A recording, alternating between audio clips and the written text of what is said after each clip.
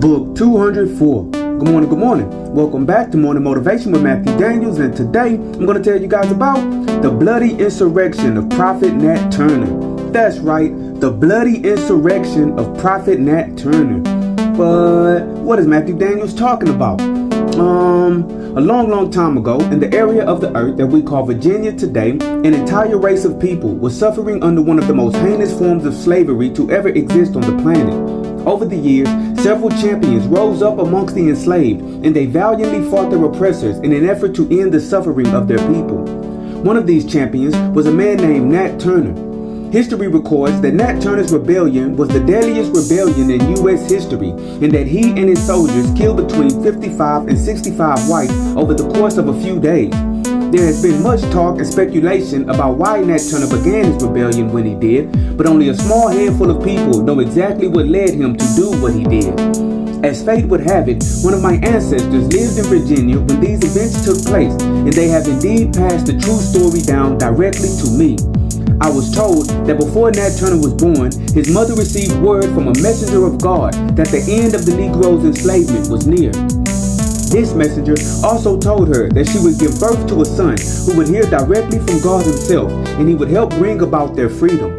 When Nat Turner was born, his mother and father remembered this prophecy, and they wondered how the events would unfold. As a child, Nat was more advanced than his peers, and it was obvious to all who knew him that he was special. Instead of playing with the other children, he would often go off alone in the woods and spend his days in quiet meditation. One day, when he was grown, while out in the woods alone, he was approached by the same messenger of God who had come to his mother. The messenger told him that the forces of light were about to fight the forces of darkness, and he told Nat that he must suffer greatly for the cause. Through some supernatural means, he was shown visions of the future. These visions included much bloodshed and horrific violence, but they also included the breaking of chains and the singing of songs. The messenger told Nat Turner that the armies of God were on his side, and if he only was courageous, his people would soon be free.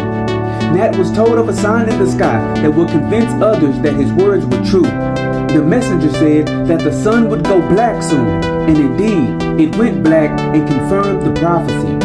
When the time was right, the soldiers of freedom went forth from house to house and slayed all whom they found with their axes, guns, and swords. The oppressors organized their militias and met the freedom fighters on the battlefield, and many on both sides were killed. Several of the freedom fighters escaped to the north, and even Nat Turner himself escaped. However, many were slaughtered and tortured to give up his whereabouts, so he gave himself over to be captured in order to spare the innocent. Around 70 men assisted Nat Turner in his mission, and when his work of death was completed, the oppressors convened all over the country. Even the President of America knew the Negro would submit no longer, and in a few decades after Nat Turner's insurrection, his people were given their freedom, just as the prophecy had said. And so, the morning motivation of today is the bloody insurrection of Prophet Nat Turner. Sometimes there is no easy way to do the things which must be done, and sometimes you may not be meant to experience the reward of your labors. The greatest reward at times is in helping to create a better world for those who come after you. Most things worth doing are almost never easy to do, so today prepare yourself for the storms to come. Face your adversity head on and do not allow fear to reign in your heart. If you do this, you will no doubt achieve all of the success you are due.